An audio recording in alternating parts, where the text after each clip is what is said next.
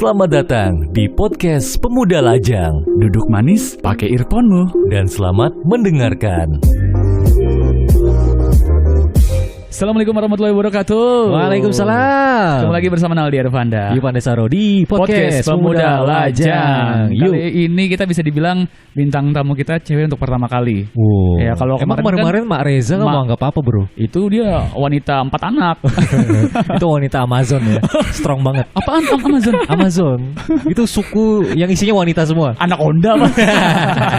Oke, kali ini kita kedatangan wanita cantik. Ini Bernama siapakah Anda? Jenny Anissa. Jenny Anissa. Formnya sebutin dong. Oh, Jenny Anissa Segap ini. Wih. Pakai binti. Boleh. Boleh.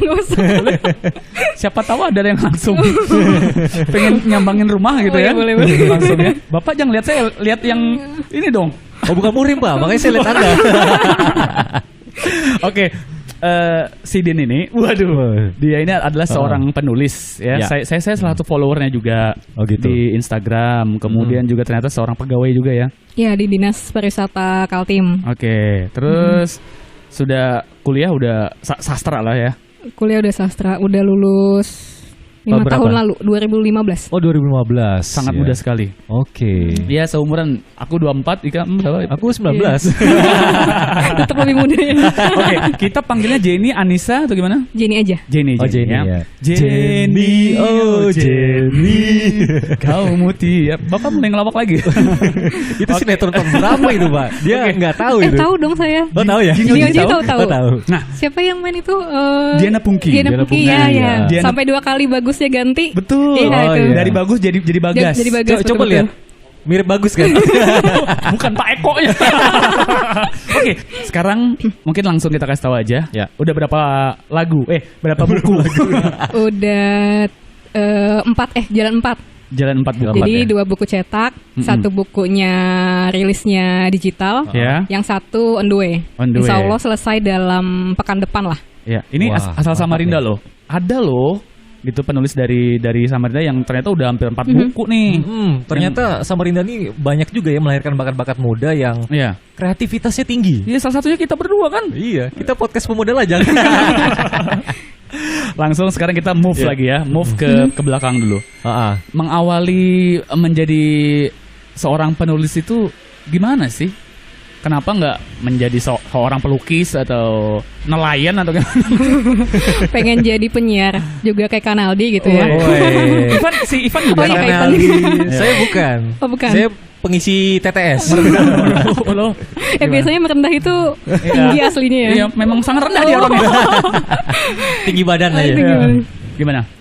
Iya, jadi dulu pertama kali kenapa jadi suka nulis? Kalau lihat banget ke belakang sih berawal dari suka baca. Oke. Waktu waktu kecil banget itu pertama kali bisa baca, saya suka suka baca-baca komik, suka baca-baca dulu majalah Bobo, yang gitu-gitu saya suka. Dan dari kecil itu dibiasain sama tante saya itu kalau akhir pekan gitu selalu ke toko buku. Wow. Jadi udah yang biasa gitu. Lalu beranjak SMP mulai nulis buku harian dulu, diary. Oh, diary. Yang curhat-curhat gitu, gitulah. Iya. Sekarang sih ngerasa alay banget sih. Diary yang kalau kita sakit perut itu ya, yang tas diare Pak. Oh, salah ya. Ya, jadi itu. Terus SMA mulai coba nulis novel itu namanya? Teen lit. Ya remaja banget, yang ceritanya soal anak-anak SMA, yang gitu-gitu. Nah itu udah mulai nulis, dan waktu itu dari SMA itu udah mulai nulis. Wow. Yang benar-benar nulis, maksudnya nulis fiksi ya. Itu SMA.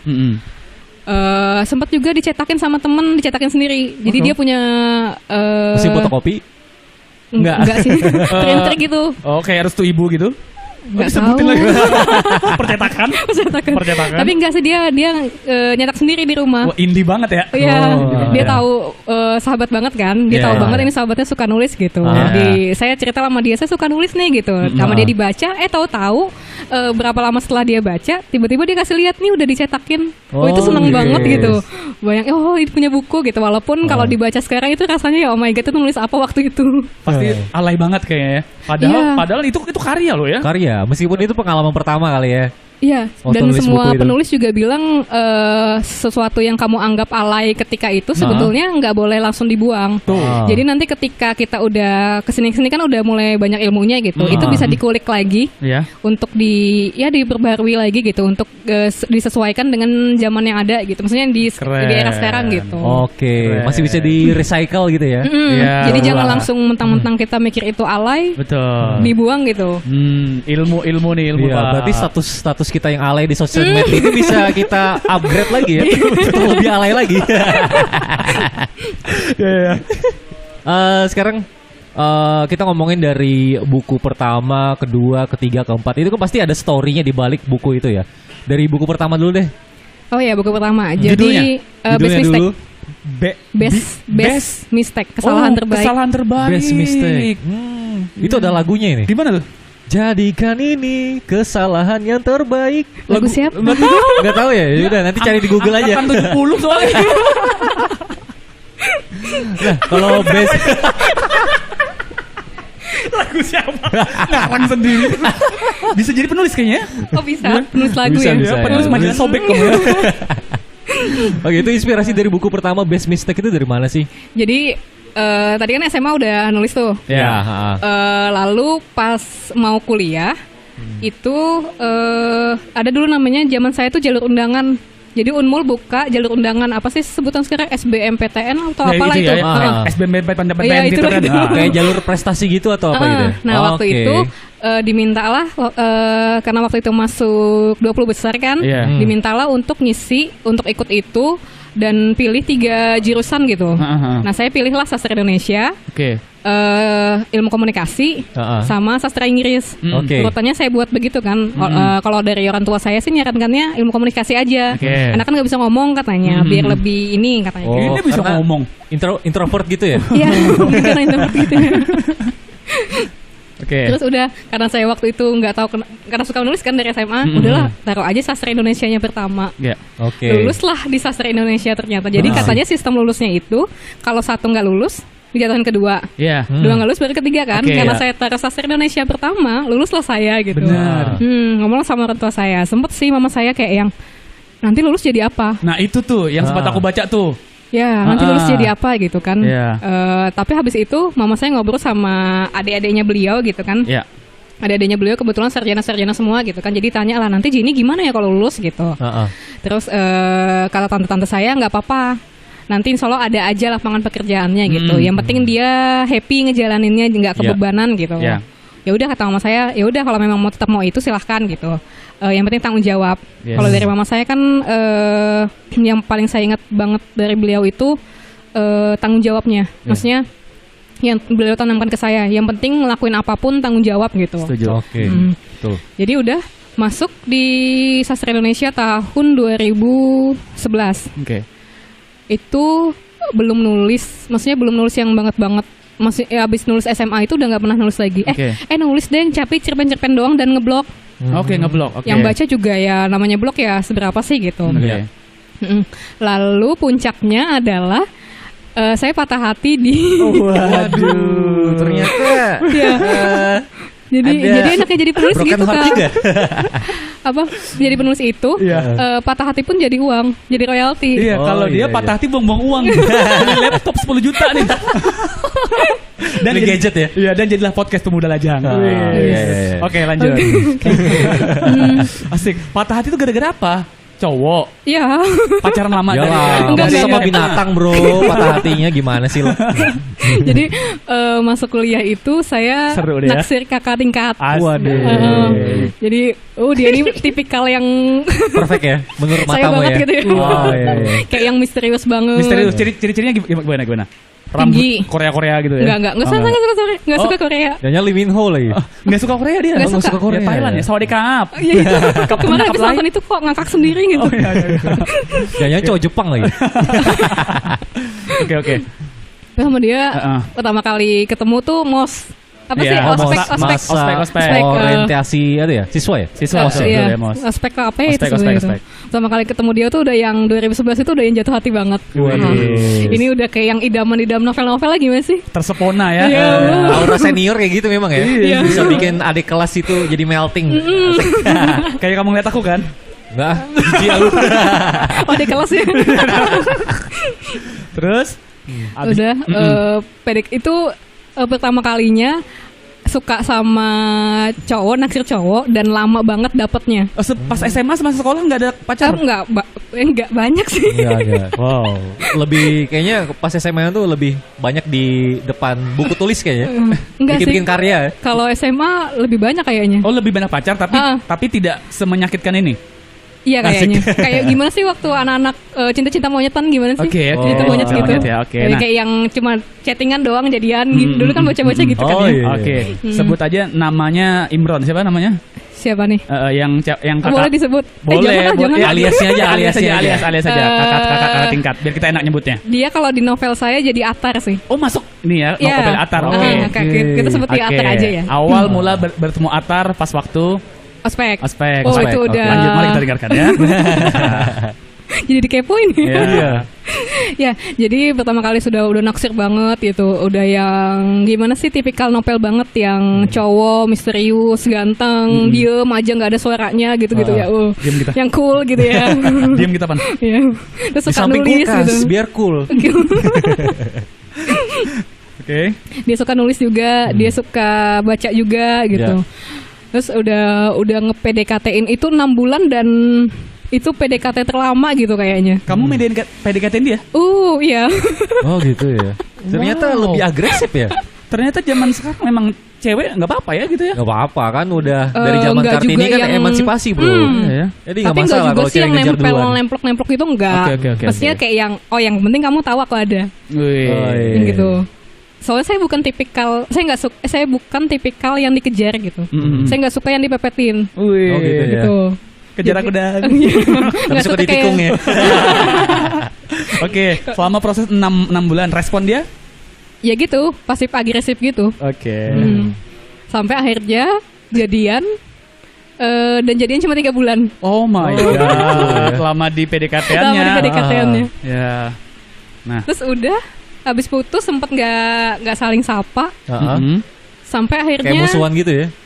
Iya, setiap kali. Jadi kami kan suka sama-sama apa sih? Waktu tahun ajaran berikutnya sama-sama jadi panitia ospek. Oke. Jadi saya waktu itu dokumentasi, dia panitia acara atau apa gitu, saya lupa.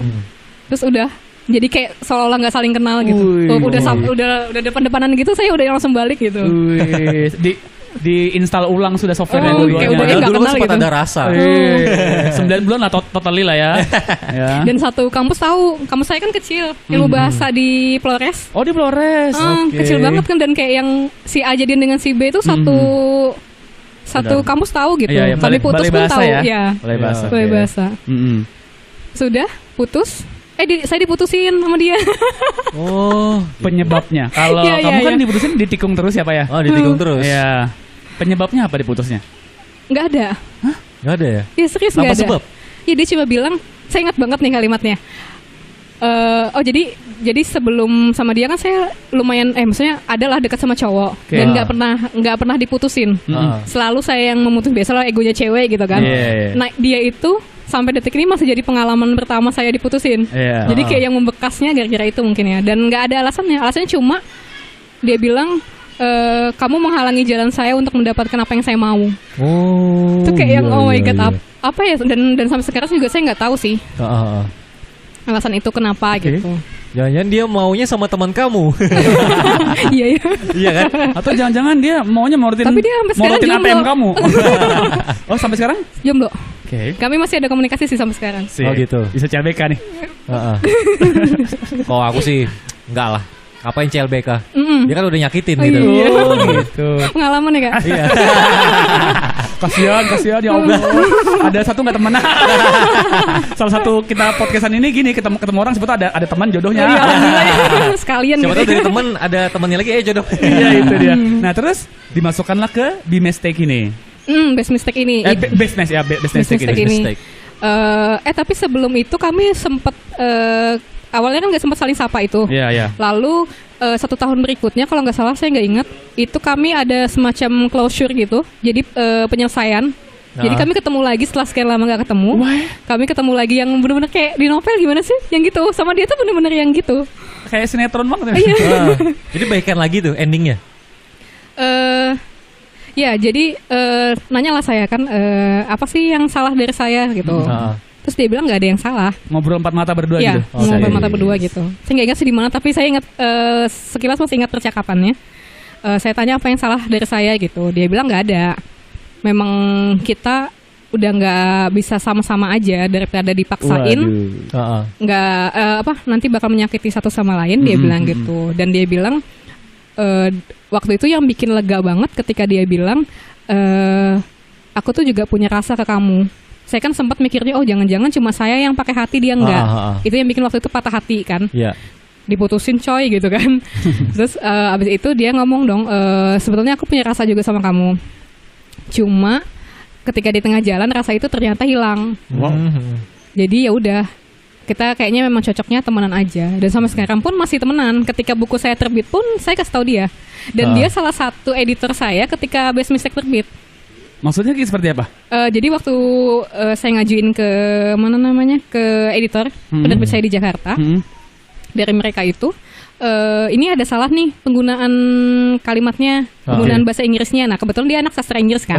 Jadi saya hubungin, Kak bantuin dong gitu. Saya kan gak jago bahasa Inggris nih gitu. Dia yang jago banget kan. Dan dia nolongin saya waktu itu. Kami ketemu dan dia banyak ngerevisi tulisan-tulisan saya yang udah ada gitu. Di depan saya sih dia stay cool ya. Dia bilang, oh ya ini tentang aku ya gitu. Oh ya udah gitu kan. Tapi ternyata kesini kakak-kakak tingkat saya cerita yang kenal kami berdua gitu. Tahu nggak si Ater itu ketika novel pertama mau terbit dia yang heboh kesana kesini bilang ini buku tentang aku dari Jenny. Gitu. Asem saya gitu. Ini loh tentang kebusukan aku. Ini loh penyesalan aku meninggalkan dia. Mungkin dia nyesel kali ya, cuma nggak berani nunjukkan karena udah ketinggian ego. Mungkin ya, tapi atau mungkin memang dia belum. Kalau saya sih menangkapnya mungkin waktu itu dia belum selesai sama dirinya sendiri mungkin. Oke. Daripada di kesini saya mulai paham sih. Kalau dipaksakan daripada yang dia bilang menyakiti satu sama lain gitu. Oke. Ya juga sih. Gitu. Karena sesuatu yang dipaksain itu akhirnya nggak akan baik. Gak akan happy ending. Pengalaman. Ada umur, ada pengalaman pasti ya. Semoga saja nanti keduanya ini menemukan happy ending lah. Amin. Ya. Amin. Nah, kita terus, juga bro. ini nih salah satu contoh yang sangat-sangat luar biasa ya. Dari patah hati bikin buku, akhirnya jadi editor juga, temenan lagi kan? Sama mantan nggak musuhan. Masih dia ulang tahun kadang saya masih yang ngucapin gitu. Masih gitu. Walaupun nggak intens, tapi kayak yang masih ada aja gitu. Betul. Kalau kita kan kebanyakan udah putusan udah lupa. Udah hubungan Tapi sampai detik ini pun kalau ditanya gimana perasaan saya sama dia, saya tuh masih bisa bilang masih ada rasa, masih cinta masih gitu. Depan masih ada. Kemarin ketemu. Waduh, masih ada sparkle gitu. Sampai emak bilang, astaga, kamu kok malu-maluin banget. Belum bisa move on kayaknya. Dia gak pernah lihat saya ketemu cowok yang saya taksir. Selama ini kalau kami jalan bareng, Kak Reja gak pernah lihat saya ketemu sama cowok yang saya taksir. Selalu yang biasanya saya yang ketemu teman-temannya dia kan. Karena circle-nya dia lebih luas daripada saya kan. Nah waktu itu kami nggak sengaja lagi ada perlu apa gitu, ketemulah sama si mantan saya ini. Saya udah yang salting sampai muka yang gimana gitu ya. Dia udah yang udah diem, jangan bikin malu gitu. Salting Pak. Salting ya. Sekarang kita lanjut ke buku berikutnya. Ya. Dari cerita pengalaman pribadi tadi sama mantan ini kan jadi buku Best Mistake pertama tadi ya. Jadi waktu setelah putus 2012 kami ketemu lagi. Lalu 2014 saya ada sepupu ngomong, ini loh Kak ada aplikasi namanya Wattpad. Nulis di sini gratis nih katanya gitu kan. Nah jadi awal mula yang maksudnya jadi banyak pembaca saya tuh Wattpad. Sebelumnya ketika nulis gitu, saya masih ingat banget itu cari pembaca sampai kirim email. Jadi saya cari tuh teman-teman yang ada yang suka baca nggak, ini aku kirimin gratis nih yang gitu. Itu saya ingat banget tuh. Dan dari sekian yang dikirimin tuh cuma beberapa gitu yang ngebales, yang kasih feedback. Oh ini loh kurang dan lebihnya gitu. Nah setelah 2014 sama adik sepupu dikasih tahu Wattpad, saya gabung lah di situ. 2015 saya nulis Best Mistake. Jadi Best Mistake itu udah ditulis dari 2015. Waktu itu sempat keganggu juga karena saya nyambil nulis saya sambil nulis skripsi. Jadi agak-agak waktu. Jadi di Wattpad itu kita update-nya per bab. Kalau blog kan Kak, kalau kita update satu cerita, nanti kita cerita yang lain, dia nggak akan berkelanjutan gitu kan ya. Nah kalau Wattpad itu dia persis kayak e-book. Jadi dia punya sampul, dia punya bab-babnya, nah gitu. Siap. Jadi awalnya Take Me Home judulnya. Take Me Home itu yang patah hatinya saya. Yang gimana saya ditinggalin, kenapa waktu itu saya ditinggalin, yang gitu-gitu. Masih sama cowok yang ini juga? Iya, awalnya itu. Lalu tapi tokoh di Take Me Home itu ada yang Atar itu salah satu tokoh di Take Me Home. Tapi nggak saya jadiin endingnya dia nggak bersama sama tokoh utama. Saya waktu itu nulis dan beranggapan saya lah si tokoh utama gitu kan. Karena kami putus ya nggak jadilah gitu. Iseng lah waktu itu, bener-bener yang cuma iseng nulislah Best Mistake. Lanjutlah si Atar ini jadi tokoh utama di Best Mistake. Gitu. Udah Best Mistake itu alhamdulillahnya pembacanya waktu itu yang cepet banget, meningkatnya drastis banget gitu. Dalam satu hari setiap kali habis posting bisa sampai 200-an pembacanya gitu. Yang komennya juga gitu-gitu. Itu happy banget dong ketika sebelumnya kita cari pembaca. Ini kita yang pembaca yang datang gitu. Udah habis itu udah nggak ada, selesai lah si Best Mistake ini di 2015. Deng 2015. Nulislah saya yang lain lagi. Novel juga jenis yang dipostingnya per bab juga. Sampai akhirnya 2017 awal kalau nggak salah bulan Februari ada editor yang ngubungin saya di Wattpad. Ada kolom pesannya gitu kan. Dia ngechat saya gitu, mau nggak submit naskah ke kami gitu, ke Alex Media gitu. Pertama dia perkenalkan dulu kan, saya ini gitu. Mau nggak submit, tapi belum ada kepastian pasti terbit ya. Ngomongnya gitu. Dan pertama kali yang saya lakukan adalah saya sakit perut. Pertama kali saya habis baca itu, nggak salah nih. Dan saya di belakang sampai 10 menit. Wow, kaget. Ya, soalnya ini Gramedia loh. Alex siapa Media yang Alex Media kan di bawah Gramedia gitu. Siapa sih yang nggak tahu gitu.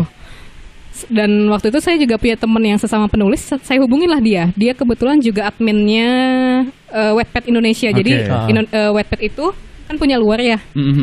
Di sini juga ada kayak fanbase-nya gitu. Saya tanya sama dia, boleh tolong cariin tahu nggak gitu, ini beneran editornya atau editor Alex atau bukan? Saya takutnya aja kan dikerjain gitu. Dicari tahu sama dia, bener nih Mbak katanya gitu. Memang ini IG-nya bla bla sudah di ini. Submit lah naskah. 4 bulan kemudian revisi berapa kali gitu. Udah habis itu nggak lama terbit. Dan yang bikin ngerasa beda banget sama tahun 2013, saya kan udah mulai aktif baca abis patah hati itu. 2012-2013 itu dulu yang bisa masuk toko buku hanya penulis-penulis dari Jabodetabek. Benar. Ya, penulis-penulis kayak kita ini benar-benar nggak di daerah-daerah gitu ya. Itu nggak begitu di ini gitu. Ada Wattpad ini jadi wadah lah katanya, itu jadi apa sih? Mereka jadi tempat mereka buat cari-cari penulis baru gitu. Udah dari situ, habis itu nulislah buku yang kedua. Waktu itu saya lagi 2017 memang lagi proses buku kedua. Jadi yang Best Mistake kan udah selesai di 2015. Dan itu udah ada di toko-toko buku kala itu belum? Yang mana tuh? Yang buku pertama. Belum. Waktu itu proses kan 2017 awal si Best Mistake ini. Itu nyambil memang waktu itu lagi nulis juga online di yang buku kedua. Lalu buku pertama terbit, saya ngajuin lagi. Saya punya naskah nih Kak gitu. Saya punya naskah nih Kak gitu. Mau nggak nerbitin lagi gitu? Aku baca dulu ya kata editor saya. Nggak lama dikabarin. Oh ya nih boleh nih terbit lagi katanya gitu. Itu di tahun 2018. Awal kayaknya. Jadi setahun waktu itu 1 tahun 1 buku sesuai targetnya saya pengen minimal 1 tahun 1 buku gitu. Kalau yang kedua sih nggak begitu berkesan banget, maksudnya kayak yang waktu itu ya nulis aja. Kalau yang kedua tentang apa emang? Cinta juga. dan memang agak-agak mirip sama yang pertama sih. Karena kayak yang kedua itu malah saya lebih ngerasa mungkin agak lebih rapi karena kan udah 2017 kan, awal nulis 2014. Iya. Cuma dari segi penulisan aja sih saya ngerasanya agak lebih ada kemajuan. Kalau tema ceritanya sih kayak yang kurang lebih sama gitu. Jadi tema cerita di buku kedua nih kayak ngelanjutin sakit hatinya itu ya? Story-nya. Tokohnya tuh masih saling terhubung sih. Masih tentang si cowok itu juga enggak? Masih? Enggak. Jadi anaknya dia. Hah? Oh, ceritanya udah fiksi? Iya. Oke, fiksi. Jadi si Arthur ini menikah kan di Westminster, punya anaknya itu yang saya lanjutkan bukan anaknya juga sih, mantan anaknya gitu. Oke. Mantan anaknya itu gimana ceritanya itu? Mantan anaknya itu gimana? Bapaknya, Arthur itu bapaknya. Iya. Dia punya anak laki-laki. Alpha namanya. Oke, Alpha. Alpha ini punya mantan namanya Avisa. Oh, mantan anaknya. Harus seperti gimana sih Kak? Iya benar. Iya. Paham. Si Atar punya anaknya punya pacar, habis itu putusan. Nah, mantan anaknya. Iya. Kalau bapak sama anak nggak mungkin ada mantan anak ya. Betul. Iya bener ya, anaknya tuh kayak nyanya tuh anak. PPL Mania, episode ini bersambung ya. Podcast Pemuda Lajang.